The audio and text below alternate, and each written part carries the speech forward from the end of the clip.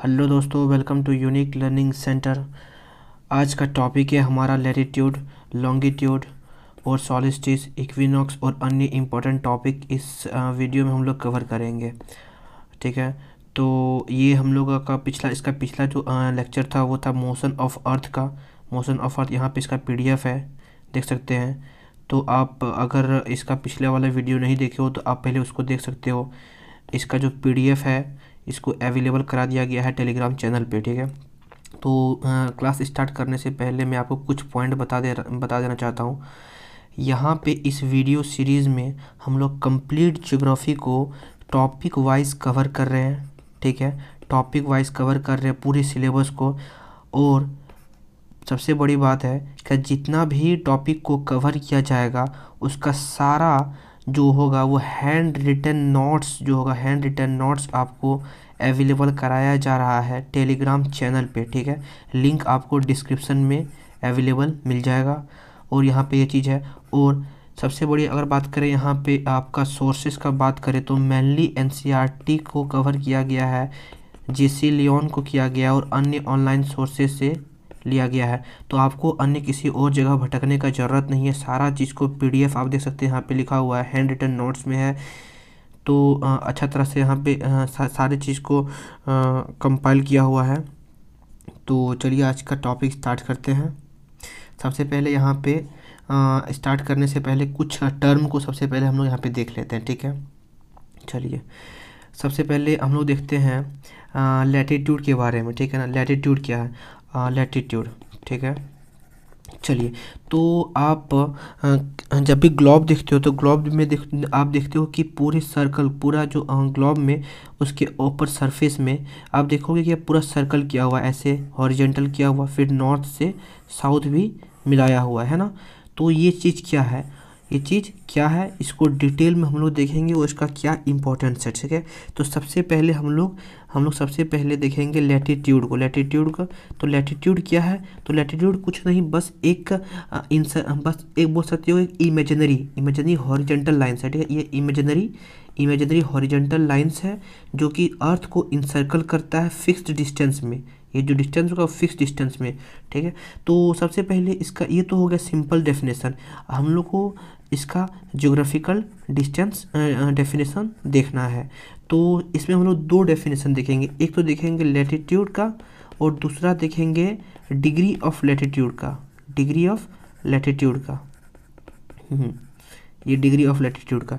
सबसे पहले हम लोग डिग्री ऑफ लैटिट्यूड देखेंगे। डिग्री ऑफ लैटिट्यूड में यहाँ पे हम लोग क्या देखेंगे कि किसी भी पॉइंट पे, किसी भी अर्थ के किसी भी पॉइंट पे अगर हमको लैटिट्यूड का मान निकालना है कि यहाँ पे, जैसे यहाँ पे ये पॉइंट है। ठीक है, इस पॉइंट में अगर हम लोगों को पता करना है कि यहाँ पे कितना लैटिट्यूड होगा तो सबसे पहले करना क्या है, तो यहाँ पर डिग्री ऑफ लैटिट्यूड पढ़ रहे हैं। सबसे पहले इसको समझते हैं फिर इसको हम लोग डिफाइन करते हैं। तो सबसे पहले किसी भी अगर पॉइंट पे निकालना होता है तो यहाँ पे अर्थ का ये सेंटर है, यहाँ पे अर्थ का ये सेंटर है। तो इसको सबसे पहले इस पॉइंट को अर्थ के सेंटर से मिलाते हैं। ठीक है, बिल्कुल सही है। अब यहाँ पे अर्थ का सेंटर हमको पता है तो अर्थ को हम लोग दो पार्ट में बांट देते हैं। दो पार्ट में मतलब ये ऊपर वाले पार्ट को, यहाँ पे आप देख रहे हो, ये ऊपर वाले पार्ट को आप अलग कर दो। ठीक है, काट के निकाल दो ये वाला पार्ट। तो ये ऐसे ऐसे बचेगा, ये ऐसे बचेगा। ये एक फुटबॉल को, जैसे फुटबॉल नहीं, एक स्पेरिकल है ना, तो इसको आप कट कर देने के बाद, एक मेटल का बॉल है तो कट कर देने के बाद ऐसे आपका बचेगा। तो ये जो पार्ट होगा, ये जो पार्ट सर्कुलर वाला जो पार्ट होगा, इसको हम लोग क्या कहते हैं, इसको हम लोग कहते हैं central plane of the earth. ठीक है, central plane of the earth, यहाँ पे इसको कहते हैं central plane of the earth. तो इस पॉइंट से अब क्या करना है, इस पॉइंट से एक परपेंडिकुलर लाइन खींचना है, कहाँ पे, उसके central plane of the earth पे। ठीक है, तो यहाँ पे इसको, उसके बाद इसको मिला देना है। इस यहाँ पे जो अब सेंटर के साथ जो यहाँ पे जो एंगल बनेगा, ये एंगल इस पॉइंट का कहलाएगा आपका लैटिट्यूड। ठीक है, ये पॉइंट इस पॉइंट का कहलाएगा आपका लैटिट्यूड। तो अब इसको डिफाइन कैसे करेंगे, तो डिग्री ऑफ लैटिट्यूड कैसे डिफाइन करेंगे, यहाँ डेफिनेशन आपको नोट्स में अवेलेबल मिल जाएगा, मैं आपको एक बार बता दे रहा हूँ। तो a degree of latitude is the angle between the line, यहाँ पे मैं आपको a degree of latitude is the angle between the line joining a point on the surface with the centre with respect to the central plane, with respect to the ये central plane of the earth. ठीक है, ये आपको हो गया यहाँ पे degree of latitude. अब लैटिट्यूड क्या है, तो लैटिट्यूड यहाँ पे आप एक चीज़ देखना, यहाँ पे 30 डिग्री है, यहाँ पे अगर 30 होगा, फिर यहाँ पे 30 होगा, फिर यहाँ पे 30 30 30 30 करके जितना भी होगा, और सारे पॉइंट को अगर मिला देते हैं हम, जितना 30 30 जितना भी होगा 30 वाला लैटिट्यूड, तो आप देखना एक इंसर्कल, ये पूरा ये पूरे अर्थ को चारों तरफ से घेर लेगा। ठीक है ना, तो ये जो लाइन होगा वो 30 डिग्री का लैटिट्यूड होगा, 30 डिग्री का लैटिट्यूड होगा। तो हम उसको बोल सकते हैं कि latitude is that imaginary line that joins all points on the earth surface which have same angle with respect to the central plane, ये चीज़ हम लोग यहाँ पे समझ गए लैटिट्यूड क्या है, डिग्री ऑफ लैटिट्यूड क्या है। डेफिनेशन आपको मिल जाएगा यहाँ पे नोट्स में आपको डेफिनेशन मिल जाएगा, सही से बिल्कुल लिखा हुआ लैटिट्यूड क्या है, यहाँ पे देख सकते हैं डिग्री ऑफ लैटिट्यूड क्या है। इसके बाद यहाँ पे कुछ इंपॉर्टेंट लैटिट्यूड हम लोग देखेंगे, इंपॉर्टेंट क्योंकि बहुत सारा लैटिट्यूड है, तो हम लोग कुछ जिसका इंपॉर्टेंस है हम लोग वो देखेंगे। सबसे पहले हम लोग देखेंगे इक्वेटर होगा वो 0 डिग्री होगा।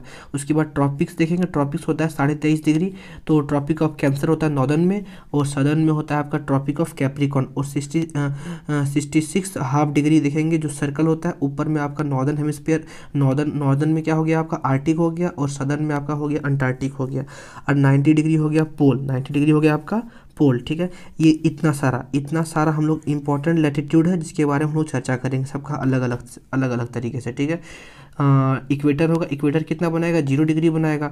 वैसे हम लोग को पता होना चाहिए कि इक्वेटर ही ऐसा एक लैटिट्यूड होता है जो अर्थ को डिवाइड करता है 2 हाफ में, ठीक है। और सबसे बड़ा जो होगा वो एंगल लैटिट्यूड, सबसे बड़ा लैटिट्यूड कौन सा, तो 90 डिग्री होता है, वो कौन सा होगा आपका यहाँ पे 90 डिग्री होगा। अच्छा 90 डिग्री आप यहाँ पे अगर बोलोगे कि 90 डिग्री ज़्यादा क्यों नहीं होगा, यहाँ पे क्यों नहीं हो सकता है ज़्यादा, 90 डिग्री से ज़्यादा क्यों नहीं हो सकता, कैसे होगा यहाँ पे, क्योंकि अगर यहाँ पे अगर होगा तो यहाँ से आप सेंटर पे ना क्लिक करोगे, खींचोगे लाइन, तो सेंटर से फिर यहाँ पे खींचोगे तो फिर आपको इधर से एंगल देना पड़ेगा, इधर से। ठीक है, तो फिर यहाँ पे ये एंगल 90 से कम होगा, तो हमेशा जो होगा लैटिट्यूड वहाँ पे 90 से हमेशा कम ही होता है, मैक्सिमम 90 फिर 0। ठीक है, तो अब हम लोग देखेंगे ट्रॉपिक के बारे में। ठीक है, तो ट्रॉपिक अगर बात करें ना, तो अगर ट्रॉपिक का बात करें तो ट्रॉपिक को होता है वो कभी भी एक स्टैटिक नहीं होता, ट्रॉपिक जो हमेशा वो वैरी करता है। ठीक है, वो हमेशा ट्रॉपिक जो होता है वो वैरी करता है। क्यों वैरी करता है, जब वो नॉर्दर्न हेमिस्फीयर में होता है ये इंक्लिनेशन के कारण होता है, इसको हम लोग बाद में स्टडी करते हैं। सबसे पहले हम लोग जानते हैं इंक्लिनेशन ऑफ द अर्थ। एक स्टेटमेंट जो है, एक स्टेटमेंट के बारे में हम लोग एक काफ़ी इम्पॉर्टेंट स्टेटमेंट मैं आपको यहाँ पे बताऊँगा, उस स्टेटमेंट से पहले कुछ टर्म को हम लोग ठीक से समझ लेते हैं। उस स्टेटमेंट से पहले वो टर्म क्या है, तो स्पीड जो होता है वो 2 तरह का, ठीक है ना, एक लीनियर स्पीड होता है, एक एंगुलर स्पीड होता है। इसको आपको समझना है इससे, क्योंकि एक ऑब्जेक्टिव क्वेश्चन आपका इसमें बनेगा। तो लीनियर स्पीड क्या होता है, लीनियर स्पीड होता है जिसमें आपको समझ, जैसे यहाँ पे एक यहाँ पे आपको एक सर्कुलर पाथ दिया हुआ, ठीक है, एक सर्कुलर पाथ दिया हुआ यहाँ पे पॉइंट आपका, अगर आपका बी है, यहाँ पे ए है, ठीक है, तो ए से बी, अगर ए से बी तक का अगर डिस्टेंस दिया हुआ है, जैसे ए से बी का अगर डिस्टेंस दिया हुआ है तो आपका कुछ भी दिया हुआ है 200 दिया हुआ है, ठीक है, 200 मीटर, अगर टाइम भी दिया हुआ है 10 सेकेंड, तो अगर स्पीड निकालना है तो आप इससे जो स्पीड निकलेगा ना वो आपका लीनियर स्पीड होगा, 210, यहाँ पे जो होगा आपका 20 मीटर पर सेकेंड, ये होगा लीनियर स्पीड। लेकिन अगर यहाँ पे आपका जो डिस्टेंस है, ये डिस्टेंस है आपका, तो अगर यहाँ पे ऐसा एक पॉइंट सेंटर के साथ खींच लेते हैं, यहाँ पे दे देते हैं, तो थीटा यहाँ पे कितना है, अगर एंगल थीटा 20 डिग्री है, ठीक है ना, 20 डिग्री, और यहाँ पे अगर टाइम दिया हुआ है आपका 10 सेकेंड, तो यहाँ पे समय जो होगा इस कंडीशन में आपका डिस्टेंस जो है, डिस्टेंस आपका यहाँ पे मीटर में ना दिया होगा, वो एंगल में दिया होगा। तो एंगल में अगर हमको 10 सेकेंड में थीटा मतलब 20 डिग्री कवर करना है, तो इसका स्पीड क्या होगा, तो 20/10 आपका 2 डिग्री पर सेकेंड, ये आपका होता है एंगुलर स्पीड, ये होता है आपका एंगुलर स्पीड। अब दोनों समझ गए यहाँ पे क्या लीनियर स्पीड और एंगुलर स्पीड क्या होता है, बिल्कुल। इसमें यहाँ पे एक स्टेटमेंट मैं आपको बता रहा हूँ, इसको पूरा ध्यान से आपको सुनना है। If we consider the linear, क्योंकि यहाँ पे देखो अर्थ, यहाँ पे अगर आप अर्थ को, जैसे यहाँ पे ये अर्थ है, ठीक है, यहाँ पे ये अर्थ है, तो एक मिनट, अर्थ पहले सही से बन जाए यहाँ पे, ठीक है, ये अर्थ है आपका, अरे यार अर्थ क्यों नहीं बन रहा है। हम्म, हम्म, ये आपका अर्थ है। अर्थ का ये आपका टॉप व्यू है, टॉप व्यू, ठीक है ना। टॉप व्यू आप समझ रहे हैं, यहाँ पे ये अर्थ को हम लोग ऊपर से देख रहे हैं क्योंकि यहाँ पे आपका नॉर्थ पोल है। अगर अर्थ का मैं आपको पहले एक व्यू दिखा देता हूँ तब कि आप अच्छे तरीके से सब चीज़ समझ लो, ठीक है। देखिए यहाँ पे ये अर्थ है, ठीक है, ये अर्थ है यहाँ पे। तो अर्थ यहाँ पे इसको रोटेशन, ये रोटेट हो रहा है, ठीक है। अब यहाँ पे अब इसको जब ये यहाँ पे एक्सिस, यहाँ पे एक्सिस पे रोटेट कर रहा है, ठीक है ना, इंक्लाइन किया हुआ। यहाँ पे रेड आप देख सकते हैं, यहाँ पे रेड वाला जो है, ठीक है। अब ये आपका साइड व्यू है, इसका टॉप व्यू क्या होगा, ये देखिए आप, ये इसका ये टॉप व्यू हो गया, ये इसका टॉप व्यू हो गया। यहाँ पे जो आप देख रहे हो जिसमें रोटेट कर रहा है, ये नॉर्दर्न हेमिस्फीयर है, यहाँ से ये रोटेट कर रहा है, ठीक है, ये इसका टॉप व्यू है। अब यहाँ पे जो लैटिट्यूड होगा, तो ये इसका टॉप व्यू यहाँ पे नॉर्दर्न हेमिस्फीयर, तो इस तरह का यहाँ पे लैटिट्यूड होगा इसका जी। इसका जो लैटिट्यूड होगा आपका इस तरह से पूरा घेरा हुआ रहेगा, इस तरह से पूरा घिरा हुआ होगा। अब यहाँ पे देखना, अगर हम लोग लीनियर स्पीड का बात करें ना, तो यहाँ से पूरा इसको कवर करने में और यहाँ से इसको पूरा कवर करने में जो होगा स्पीड तो वेरी होगा ही। स्पीड वेरी क्यों होगा, क्योंकि इस स्टार्ट में जब हम लोग सेंटर की तरफ बात करते हैं तो यहाँ पे जो लैटिट्यूड होगा, ये यहाँ पे इसको कम डिस्टेंस कवर करना पड़ेगा उतना समय में, और यहाँ पे जो है इसको ज़्यादा डिस्टेंस ज़्यादा है और समय उतना ही है, क्योंकि रोटेशन जो होगा वो पूरा एक ही समय में होगा। तो अगर लीनियर स्पीड का बात करें ना हम, तो लीनियर स्पीड का बात करें, if we consider the linear speed of the rotation, then the speed decreases with increasing degree of latitude. जैसे ही डिग्री ऑफ लैटिट्यूड, जैसे यहाँ पे 0 होगा तो यहाँ पे जैसे जैसे ऊपर की ओर जाएंगे तो डिग्री ऑफ लैटिट्यूड बढ़ता जाएगा। तो जैसे जैसे हम लोग डिग्री ऑफ लैटिट्यूड बढ़ता जाएगा ना, स्पीड जो होगा वैसे डिक्रीज करता जाएगा। डिक्रीज क्यों करेगा, क्योंकि डिस्टेंस कम हो रहा है, तो डिस्टेंस कम हो रहा है तो मतलब स्पीड कम, इसका जो होगा वो आपका स्पीड जो होगा उसका डिक्रीज हो जाएगा, ठीक है, स्पीड डिक्रीज हो जाएगा। ये चीज़ है यहाँ पे, क्योंकि 0 डिग्री पे जो होगा, 0 डिग्री अगर देखिएगा तो सबसे बड़ा सर्कल होता है। 0 डिग्री क्या है, 0 डिग्री लैटिट्यूड सबसे बड़ा सर्कल होगा ना अर्थ पे, तो सबसे बड़ा सर्कल होगा तो सबसे ज़्यादा डिस्टेंस कवर करना पड़ेगा, तो इसका स्पीड भी सबसे ज़्यादा होगा, लीनियर स्पीड। लेकिन यहाँ पे अगर हम लोग एंगुलर स्पीड का बात करें, अगर हम लोग एंगुलर स्पीड का बात करें ना, तो वो कांस्टेंट ही होगा, वो कांस्टेंट ही होगा। क्यों, क्योंकि अगर यहाँ पे पॉइंट अगर आपका ए है, यहाँ अगर आपका पॉइंट बी है, तो अगर क्योंकि यहाँ पे अगर एंगुलर डिस्टेंस का बात करेंगे तो मतलब थीटा कितना, थीटा पूरा अगर यहाँ से फिर से ये पूरा कवर करेगा मतलब 360 डिग्री, तो 360 डिग्री अगर वो 24 घंटा में कंप्लीट करता है तो 1 घंटा में कितना करेगा भाई, 360 बाई 24 बराबर 15 डिग्री करेगा। मतलब इक्वेटर में भी 15 डिग्री का ही स्पीड होगा पर आवर का, और यहाँ पे जैसे जैसे ऊपर जाएंगे डिग्री का, यहाँ भी स्पीड उसका वही होगा। यहाँ पे मतलब इतना सारा कहने के बाद एक ही यहाँ पे स्टेटमेंट निकल के आता है कि अगर हम लोग लीनियर स्पीड का बात करें, तो जैसे जैसे हम लोग लैटिट्यूड बढ़ता है स्पीड मेरा डिक्रीज होता है। But if we consider the angular speed, then क्या होता है कि जैसे जैसे लैटिट्यूड घटे या बढ़े कोई मतलब नहीं है, वो जो स्पीड होगा वो आपका कांस्टेंट होगा, ठीक है। ये चीज़ आप समझ गए यहाँ पे। चलिए, तो ये चीज़ यहाँ पे हो गया। अब यहाँ पे सॉलिस्टिस और इक्विनॉक्सेस के बारे में थोड़ा सा हम लोगों को यहाँ पे समझना है। देखिए सॉलिस्टिस और इक्विनॉक्स कुछ नहीं, आपको जो रिवॉल्यूशन है अर्थ का सन के चारों तरफ, उसका आपको पोजीशन समझना पड़ेगा। जैसे जैसे यहाँ पे 2 पोजीशन है, P1 पोजीशन, P2 पोजीशन, ठीक है। P1 और P2 पोजीशन जो होगा वो आपका सॉलिस्टिस है, ठीक है, और P3 और P4 जो होगा वो आपका इक्विनॉक्स है, कैसे हम लोग अभी यहाँ पे देखेंगे। एक चीज़ आपको इंक्लाइन के बारे में समझाना है, ठीक है। इंक्लाइन के बारे में जो काफ़ी इम्पोर्टेंट है। यहाँ पे एक इंक्लाइन के बारे में समझने से पहले, ठीक है, यहाँ से चलिए सबसे पहले दिन रात, ठीक है ना, दिन रात। सन के साइड जो होगा वो हाफ इधर डे होगा और जो इधर होगा ऑपोजिट साइड वो होगा नाइट होगा, ठीक है। क्या ऐसा होता है इस तरह का जो यहाँ पे फिगर में दिखाया गया है, क्या ऐसा ही सिचुएशन होता है? बिल्कुल नहीं, क्योंकि यहाँ पे जो आपका ये रोटेशन का जो एक्सिस दिख रहा है ये इस पे वो रोटेट नहीं करता, क्योंकि यहाँ पे थोड़ा सा इंक्लाइन होता है। यहाँ पे आपका इंक्लाइन, ये आपका गलत है, इस तरह का नहीं होता है। अगर ऐसा होता तो हमारे अर्थ में बिल्कुल हाफ जो होता दिन होता, हाफ जो होता वो पूरा रात होता, लेकिन ऐसा नहीं है। ये आपका सही कंडीशन है, जिसमें कि यहाँ पे आप देख सकते हैं, यहाँ पे ये इंक्लाइन किया हुआ है। ये आपका जो है थ्योरेटिकल एक्सिस है, और ये जो आपका है वो इंक्लाइन एक्सिस है, जिस पे वो रोटेट करता है। ऐसा कंडीशन में क्या होता है, सबसे पहले ऐसा कंडीशन में आपको यहाँ पे एक चीज़ जानना पड़ेगा, कैसे डे और लाइट जो होता है वो वेरी करता है।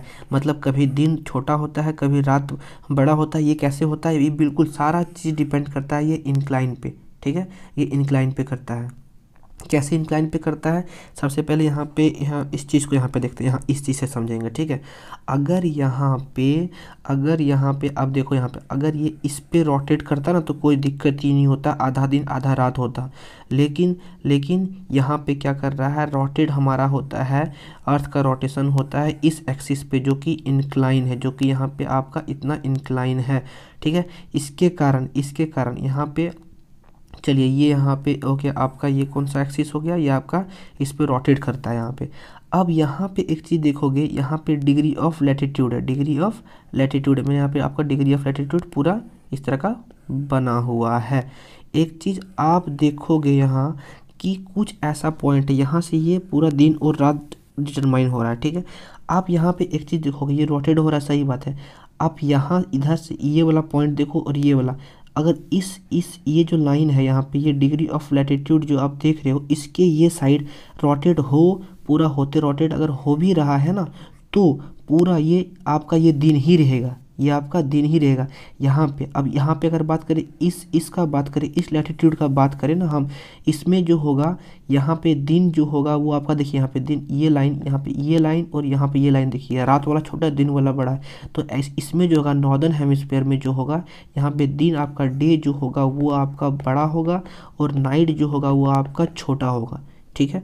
इसी तरह यहाँ पे ये नॉर्दर्न हेमिस्फीयर में, यहाँ पे जून का बात करें, जून में मतलब गर्मी में होगा, तो जून के समय में जो नॉर्दर्न हेमिस्फीयर में होगा उसमें डे जो होता है वो बड़ा होता है, वो इंक्लाइन के कारण होता है, ठीक है। उसके बाद अगर नाइट का बात करें तो वो छोटा होता है। यहाँ पे हम आपको यहाँ पे आपको याद होगा कि हम लोग यहाँ बताए थे लैटिट्यूड में, कुछ इंपॉर्टेंट लैटिट्यूड के बारे में बताए थे, जो कि आपका 23 डिग्री था। तो ट्रॉपिक जो होता है वो वेरी करता है। क्यों वेरी करता है, क्योंकि ट्रॉपिक जब जून के समय होता है, जून के समय जब गर्मी का समय होता है, उस समय क्या होता है कि वो इंक्लाइन होता है नॉर्दर्न हेमिस्फीयर क्या होता है, जून के समय में क्या होता है, नॉर्दर्न हेमिस्फीयर इंक्लाइन होता है सन की तरफ।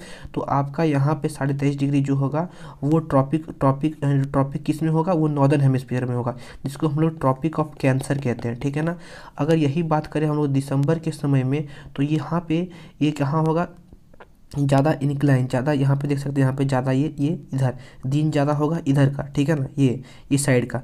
तो यहाँ पे दिसंबर के समय में सदर्न हेमिस्फीयर में समर होगा, सदर्न हेमिस्फीयर में आपका समर होगा। तो यहाँ पे ट्रॉपिक कहाँ पे होगा, वो कैप्रिकॉर्न में होगा, ठीक है ना। जो southern hemisphere, tropic of Capricorn, यहाँ पे सनलाइट डायरेक्ट पड़ेगा, तो टेम्परेचर सदर्न हेमिस्फीयर में ज़्यादा होगा, मतलब यहाँ पे दिन बड़ा होगा, नाइट छोटा होगा। ये चीज़ें यहाँ पे हम लोग यहाँ पे देखें, ठीक है। तो सॉलिस्टिस और इक्विनॉक्स को समझने के लिए यहाँ पे इस पॉइंट को हम लोग यहाँ पे देखेंगे, ये फिगर को, ठीक है, यहाँ पे ध्यान देना। तो सबसे पहले सॉलिस्टिस में क्या है, सॉलिस्टिस में यहाँ पे डेट हम लोग देखेंगे। सबसे पहले इसको सबसे पहले हटा देते हैं, चलिए। तो हाँ, सबसे पहले यहाँ पे देखिए, यहाँ पे दिसंबर के समय में, 21 दिसंबर हो रहा है, ट्रॉपिक ऑफ कैप्रिकॉर्न पे पड़ रहा है डायरेक्ट।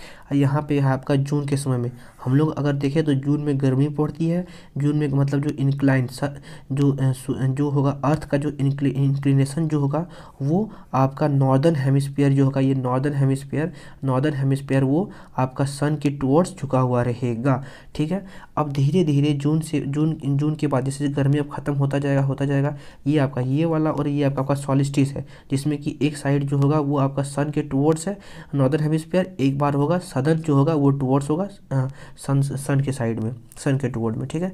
तो जब जून से समय बढ़ता जाता है, जब ये आपका आ जाता है सितंबर में, यहाँ पे देखना है एक चीज़, यहाँ पे आपको एक चीज़ समझना है, बहुत कोई सोचते हैं क्या है यहाँ पे हमेशा, बहुत कोई को लगता है कि हमेशा जो होता है वो इंक्लिनेशन जो होता है हमेशा वो टुवर्ड्स सन रहता ही है, लेकिन ऐसा नहीं है।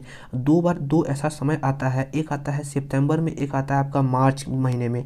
इसमें जो होता है वो जो होता है ये अर्थ जो होता है इंक्लाइन नहीं होता है सन की तरफ इंक्लाइन नहीं होता, ना ही नॉर्दर्न हेमिस्फीयर ना ही आपका सदर्न हेमिस्फीयर, क्योंकि ये जो इंक्लिनेशन है वो सन के तरफ ना होके साइड वेज होता है। वो क्या होता है, साइड मतलब इधर झुका हुआ जो होगा आपका, ये साइड झुका होगा, मतलब ये सन के तरफ झुका हुआ नहीं होगा, साइड वेज होगा, ये यहाँ पे साइड वेज होगा, ये होता है। तो अगर यहाँ पे डायरेक्ट सन है, जैसे यहाँ पे पड़ता था ट्रॉपिक ऑफ कैंसर पे, यहाँ पे ट्रॉपिक ऑफ कैप्रिकॉर्न, यहाँ पे इस पे किस पे पड़ेगा, इस पे पड़ेगा इक्वेटर पे, क्योंकि इंक्लाइन किया हुआ नहीं है तो डायरेक्ट इक्वेटर पे ही पड़ेगा।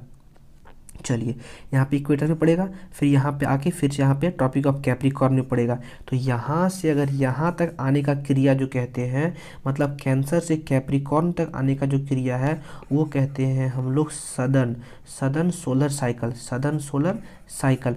अब यहाँ पे बस इसी का ऑपोजिट कैप्रिकॉर्न से कैंसर तक आने का जो क्रिया होता है उसको हम लोग कहते हैं नॉर्दर्न सोलर साइकिल। चलिए ठीक है। अब एक चीज़ यहाँ पे ध्यान देना है, हम लोग को एक डेट पता होगा मकर संक्रांति, देखिए यहाँ पे दिसंबर है ना यहाँ पे, तो दिसंबर से आपका नॉर्दर्न सोलर साइकिल स्टार्ट हो जाता है। एक्चुअली हम लोग मकर संक्रांति सेलिब्रेट ही इसलिए करते हैं क्योंकि मकर संक्रांति के दिन से ही यहाँ पे स्टार्ट हो जाता है आपका नॉर्दर्न साइकिल स्टार्ट हो जाता है। नॉर्दर्न साइकिल मतलब जो आपको कैप्रिकॉर्न से है वो कैंसर की तरफ सन के टुवर्ड्स मुड़ना स्टार्ट हो जाता है, यहाँ पे आके आपका इक्वेटर में आ जाता है। ये चीज़ पूरा है यहाँ पे। चलिए, यहाँ पे आप अगला टॉपिक हम लोग यहाँ पे देखेंगे कौन सा चीज़, वो देखेंगे हम लोग रोटेशन के बारे में। यहाँ पे इतना चीज़ सारा चीज़ समझ गए, मैं आपको यहाँ पे जितना भी चीज़ हुआ उसका यहाँ पे आपका नोट्स अवेलेबल है, एक एक चीज़ का। सॉलिस्टिस क्या है समझ गए, यहाँ पे सॉलिस्टिस है। इक्विनॉक्स क्या है, यहाँ पे साइड की ओर यहाँ पे मुड़ा हुआ आप देख सकते हैं, यहाँ पे ये साइड है, साइड वेज है। वर्टिकल रेज कहाँ आएगा आपका, इक्विनॉक्स पे आएगा। इसके बाद लोकेशन यहाँ पे दिया हुआ है इसका पूरा, यहाँ पे variations of location of the vertical rays दिया हुआ है। वर्टिकल रेज कब कब कहाँ पड़ता है, जून के समय में पड़ेगा आपका ट्रॉपिक ऑफ कैंसर पे, यहाँ पे मार्च और सितंबर पे इक्वेटर पे पड़ेगा क्योंकि सॉलिस्टिस इक्विनॉक्स का यहाँ पे पोजीशन है। 22 दिसंबर में आपका ट्रॉपिक ऑफ कैप्रिकॉर्न में पड़ेगा। इसी तरह यहाँ पे सारा चीज़ आप देखते हैं, यहाँ पे जो मैंने बताया वो सारा चीज़ लिखा हुआ है यहाँ पे, इसको आप देख सकते हो। अब हम लोग रोटेशन ऑफ द अर्थ के बारे में पढ़ेंगे। तो रोटेशन, अब अच्छा रोटेशन को लेके ना दो थ्योरी है यहाँ पे। एक है आपका थ्योरी ऑफ, मैं आपको पहले दिखा देता हूँ उसके बाद आप नोट्स देख लोगे, ठीक है। थ्योरी ऑफ क्यूमुलेटिव मूवमेंट और दूसरा है आपका यहाँ पे थ्योरी ऑफ इम्बैलेंस्ड फोर्सेस। दो थ्योरी दिया गया है रोटेशन को लेके। थ्योरी ऑफ क्यूमुलेटिव मूवमेंट में बताता है क्या कि जो सन है ना, तो सन में बहुत सारा मॉलिक्यूल्स है, तो मॉलिक्यूल्स का जो मूवमेंट होता है वो क्लॉकवाइज भी होता है और एंटी क्लॉकवाइज भी होता है। तो ये जो मॉलिक्यूल्स जो होता है वो संख्या में जो होता है ना वो इक्वल नहीं होता है। तो जिस डायरेक्शन में अगर किसी जैसे बहुत सारा पार्टिकल्स है, अगर उसका डायरेक्शन जो होगा अगर क्लॉकवाइज है, अगर इसका क्लॉकवाइज है तो वो क्लॉकवाइज रोटेशन स्टार्ट कर देगा। लेकिन अगर जो संख्या होगा मॉलिक्यूल्स का वो एंटी क्लॉकवाइज वाला का होगा तो वो एंटी क्लॉकवाइज डायरेक्शन करना स्टार्ट कर देगा, ठीक है ना। ये क्यूमुलेटिव मूवमेंट बताता है ये थ्योरी के अनुसार। बट ये थ्योरी बताता है इम्बैलेंस्ड फोर्सेस के अनुसार। इसमें क्या बताता है कि जब अर्थ का फॉर्मेशन हुआ था इस समय जो है बहुत सारा पार्टिकल्स स्टिक होता गया, आके चिपकते गया, तो इसमें एडिसिव और कोहेसिव फोर्सेस दोनों इसमें लगा। तो एडिसिव और कोहेसिव फोर्सेस लगने के कारण, बार बार स्टिक करने के कारण, बार बार चिपकने के कारण, तो इसमें एक तरह का मूवमेंट हम लोग देखने पर, तो यहाँ पे मूवमेंट देखने को मिला, इसलिए यहाँ पे रोटेट होने लगा प्लैनेट। ये दो चीज़ें। लेकिन सबसे ज़्यादा अगर वाइडली जो एक्सेप्टेड किया गया वो थ्योरी ऑफ क्यूमुलेटिव मूवमेंट है। चलिए, ये चीज़ हो गया दोनों थ्योरी के बारे में यहाँ पे पूरा डिटेल से लिखा हुआ। यहाँ पे length of day and night के बारे में हम लोग पहले ही चर्चा कर चुके हैं। नहीं डे, अब यहाँ पे पोजीशन दिया हुआ बिल्कुल नोट से आपको ये अवेलेबल मिल जाएगा। यहाँ पे मैंने आपको यहाँ पे अलग से ग्राफ में मैंने बताया, यहाँ पे इस तरह का पोजीशन है, दिसंबर का, मार्च का, जून का, यहाँ पे 23 सितंबर का, ठीक है। यहाँ पे पूरा दिया हुआ है, पूरा डिफाइन किया हुआ जो मैंने बताया, ठीक है, किस तरह का वेरी करता है, कब कब डे बड़ा होता है, कब नाइट छोटा होता है, ठीक है, और कब यहाँ पे इक्वेटर के समय में कब बराबर होता है, ये चीज़ यहाँ पे दिया हुआ है। चलिए, अब यहाँ पे law of constant sun time, एक चीज़ यहाँ पे एक टर्म आता है, ठीक है, law of constant sun time. इसके अनुसार क्या होता है, एक चीज़ आपको जानना है, एक डायगोनल रेंज जानना है, ठीक है, यहाँ पे एक पॉइंट है आपका डायगोनल रेंज, ठीक है ना, डायगोनल, यहाँ पे हमको लिख लेते हैं डायगोनल रेंज। डायगोनल रेंज क्या होता है, डायगोनल रेंज क्या होता है, जैसे अभी यहाँ पे सनराइज़ हुआ, अभी यहाँ पे सनराइज़ हुआ, फिर सनराइज, दो सनराइज मतलब पूरा एक दिन, यहाँ पे सनराइज़ हुआ, फिर सनसेट हुआ, यहाँ पे फिर सनसेट हुआ आपका, फिर से यहाँ पे सनराइज़ हुआ। तो एक सनराइज से फिर से सनराइज तक का जो समय होता है वो आपका कहलाता है पूरा डायगोनल रेंज। तो सनराइज से सनसेट तक ये आपका डे लाइट हो गया, ये डे हो गया, डे टाइम हो गया। अब उसके बाद ये जो हो गया आपका लाइट हो गया, डार्क टाइम, ठीक है ना, ये सॉरी ये आपका डार्क टाइम हो गया, ये आपका सनसेट से फिर से सनराइज तक, यहाँ पे ये दोनों, किसी का यहाँ पे डे टाइम कम होता है, किसी का डार्क टाइम ज़्यादा होता है, ये हम लोग यहाँ पे पहले भी इसको डिस्कस कर चुके हैं। अब यहाँ पे law of constant sun time बताता है कि अर्थ का किसी एक पॉइंट पे जितना सन टाइम होता है उतना उसका डार्क टाइम भी होता है, ये बताता है law of constant sun time. किसी भी पॉइंट पे, किसी पॉइंट कैसे होगा, जैसे अगर यहाँ पे अगर इस पॉइंट पे अगर दिन डे लाइट बहुत ज़्यादा होता है, डे लाइट बहुत ज़्यादा होता है, कब, गर्मी के समय में, जून के समय में, ठीक है ना, लेकिन यही वाला कंडीशन जब दिसंबर में जाएगा तो ये नॉर्दर्न हेमिस्फीयर में गर्मी ठंड आ जाएगा, ठंड होने के कारण इसी पॉइंट पे जो होगा वो नाइट टाइम ज़्यादा होगा डे टाइम से। यहाँ पे मतलब ये इसको इक्विवेलेंट कर देता है, यहाँ पे law of constant sun time यही बताता है, यहाँ पे बिल्कुल यहाँ पे देख सकते हैं यहाँ पे। चलिए, यहाँ पे जो ट्रॉपिक के बारे में बात की है हम लोग, इक्वेटर के बारे में बात की हम लोग। अब यहाँ पे एक ऐसा लैटिट्यूड है जो इंपॉर्टेंट है, 66 हाफ वाला, tropic of important of the circle के बारे में, ठीक है ना, सर्कल जो नॉर्दर्न हेमिस्फीयर में जो होगा 66 वाला, 66 हाफ वाला, वो आपका होगा कौन सा, आर्टिक सर्कल, और जो सदर्न में होगा वो अंटार्कटिक सर्कल है। इंपॉर्टेंट क्यों है ये आपको समझना है। ये आप देखो, ये आपका ये है, इस पे जो आपका वो रोटेट कर रहा है इस एक्सिस पे, ठीक है, बिल्कुल, और यहाँ पे ये आपका थ्योरेटिकल एक्सिस है, मतलब ये साइड पूरा दिन, ये साइड पूरा रात, बिल्कुल सही है। लेकिन आप यहाँ पे 66 हाफ वाला, ये देखो, ये आपका 66 हाफ वाला है। आप यहाँ पे इस पॉइंट को देखो, इसके बाद ये साइड, इसके ये साइड, ये तो पूरा दिन ही रहेगा, कब से कब तक, मिनिमम 24 घंटा और मैक्सिमम 6 महीना तक, 6 मंथ तक ये आपका पूरा आपका दिन ही रहेगा। 6 मंथ क्यों, क्योंकि नॉर्दर्न साइकिल और सदर्न साइकिल हम लोग देखें कि जब ये नॉर्दर्न साइकिल की तरफ जाएगा, मतलब जब तक ये जून से जाके दिसंबर तक ना जाए, तब तक इसमें यहाँ पे इसके 66 के एवब जो होगा वो पूरा दिन ही रहेगा यहाँ पे, क्योंकि ये साइड आता है ना, ये साइड पूरा दिन ही रहेगा यहाँ पे, ठीक है। यही इसका उल्टा होगा यहाँ पे, ये साइड, क्योंकि ये साइड, ये जो लाइन है आपका, ये साइड तो पूरा डार्क है ना, लेकिन यहाँ पे अगर ये वाला पार्ट देखोगे, आर्टिक सर्कल में ये पूरा रात ही होगा 6 महीना तक। यही वाला कंडीशन उल्टा हो जाता है ये वाला कंडीशन में, ठीक है ना, जब ये दिसंबर में आता है इस ऐसा कंडीशन में, ये अब यहाँ पे देख सकते हो ये वाला, ठीक है, ये क्या है यहाँ पे, ये साइड पूरा आपका रात है, ठीक है, अब ये साइड आपका पूरा आपका दिन है। यहाँ पे ये इसका दोनों अपोजिट डायरेक्शन, अपोजिट यहाँ पे सीन आपको दे दिया गया है, ठीक है। यहाँ पे law of constant sun time भी अप्लाई हो जा रहा है, तो इसलिए 66 इंपॉर्टेंट है। यहाँ पे 45, एक चीज़ आपको देखिए यहाँ पे कि 45 से लेकर 45 डिग्री से लेकर ना 66 तक, 66 हाफ तक, ये दोनों के बीच जो होगा ना, यहाँ पे एक टर्म देखेंगे हम लोग, ठीक है ना, डे लाइट सेविंग का, क्योंकि ये इसके बाद जो होगा वो तो आपका 6 महीना तक दिन ही रहता है। तो यहाँ पे बहुत सारा कंट्री यहाँ पे लोकेट करता ही नहीं है, और ना पे यहाँ पे पॉपुलेशन रहता है। ये दोनों के बीच बहुत सारा कंट्री है, कनाडा हो गया, बहुत सारा कंट्री है जहाँ पॉपुलेशन भी रहता है। तो इसको लेकर एक टर्म आया था डे लाइट सेविंग, वो हम लोग यहाँ पे चर्चा करेंगे। जो मैंने बताया ये पूरा यहाँ पे लिखा हुआ है, आप इसको पूरी तरह से देखो, पढ़ो, ठीक है, इसको मगअप करो आप। चलिए, अब यहाँ पे वैसे यहाँ पे एक छोटा सा टर्म है, white night and dark days, ठीक है ना, ये दोनों टर्म क्या है इसको आप देख लो। वाइट नाइट क्या होता है, मैंने अभी यहाँ बताया कि 45 से 66 हाफ डिग्री तक जो होता है, वहाँ पे काफ़ी ज़्यादा दिन होता है। कब ये जून के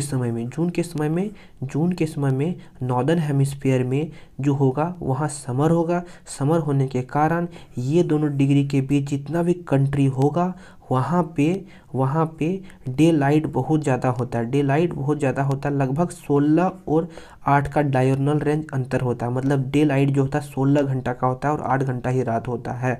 ठीक है, इसका ऑपोजिट उल्टा हो जाएगा कब? डार्क डेज में। वही ये नॉर्दर्न हेमिस्फीयर बात है, लेकिन अगर सदर्न हेमिस्फीयर का बात करें तो सदर्न हेमिस्फीयर में क्या होगा, वहाँ पे उल्टा इसका होगा। वहाँ डार्क टाइम होगा 16 घंटा का और दिन होगा आपका बिल्कुल 8 का। चलिए ठीक है, यही कंडीशन उल्टा हो जाएगा जब ये आपका जून से दिसंबर में आ जाएगा। यहाँ पे अगर सन है तो समझ रहे हैं। यहाँ पे आप इसको भले आपको यहाँ पे सुनने में कम समझ आए, लेकिन आप पूरा अगर पढ़ोगे तो आपको पूरा क्लियर हो जाएगा। यहाँ पे concept of day light saving आया क्योंकि 45 से 60 डिग्री के आसपास जो कंट्री है उसमें डे लाइट ज़्यादा होने के कारण सही है, गर्मी में तो सही है। लेकिन जब विंटर आता है तो विंटर आने के कारण वहाँ पे बहुत सारा इकोनॉमी में इम्पैक्ट होने लगा। ठीक है, इकोनॉमी में इम्पैक्ट क्योंकि वहाँ पे अंधेरा बहुत ज़्यादा होता था और डे लाइट बहुत कम होता था। तो जो विंटर का जो सेटबैक है उसको यहाँ पे कंपनसेट करने के लिए यहाँ पे डे लाइट सेविंग का आया था कि जब यहाँ पे समर के समय में जब दिन ज़्यादा बड़ा होता था तो उसी समय ऐसा प्रोडक्टिव काम कर लिया जाए कि जब उल्टा ऑपोजिट हो, मतलब जब डे छोटा होने लगे नाइट ज़्यादा बड़ा होने लगे, उस समय को कंपनसेट कर सके हम लोग। ठीक है, तो सबसे पहले यहाँ पे कनाडा ने इस कॉन्सेप्ट को यूज किया था। सही है, कैसे किया था? सबसे पहले जो गर्मी के समय में जब समर के समय में जब डे लाइट ज़्यादा होता था उसमें क्या करते थे कि ये ऑफिस का टाइम होता था वो 1 घंटा लोग इंक्रीज कर देते थे। ठीक है, वर्किंग आवर को 1 आवर इंक्रीज कर देते थे ताकि सनलाइट को हम लोग ज़्यादा से ज़्यादा उसको यूज कर सकें। ये चीज़ था।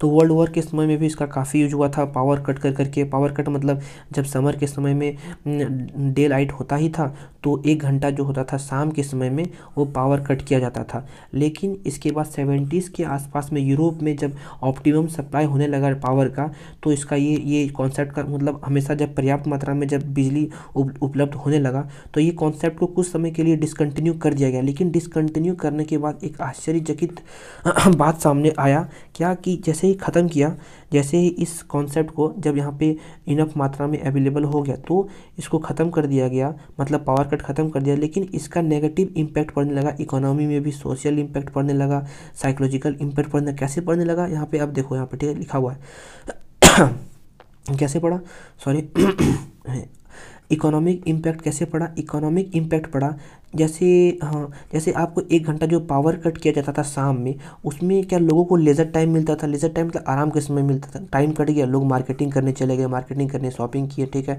तो यहाँ पे मार्केटिंग एक्टिविटीज़ हुआ, उसके कारण यहाँ पे मार्केट का इकोनॉमी बूस्ट हुआ। ठीक है, तो यहाँ पे इकोनॉमिक इम्पैक्ट भी पड़ा।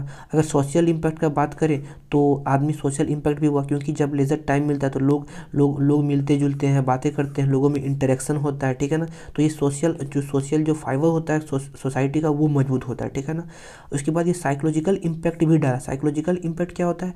जैसे आदमी के पास जब लेज़र टाइम होता है ना तो वो क्या होता है, ज़्यादा प्रोडक्टिव होता है। वो उसका इंसान का क्रिएटिव माइंड शांति समय में ही निकल कर आता है, अकेलापन में ही। ठीक है ना, तो जब लेज़र टाइम मिलता था, जब समय पावर कट होता था तो लोग अपने आप को खुद को समय देते थे, तो उनका जो क्रिएटिव माइंड है वो उभर कर सामने आता था। ये सारा चीज़ यहाँ पे हम लोग पढ़े।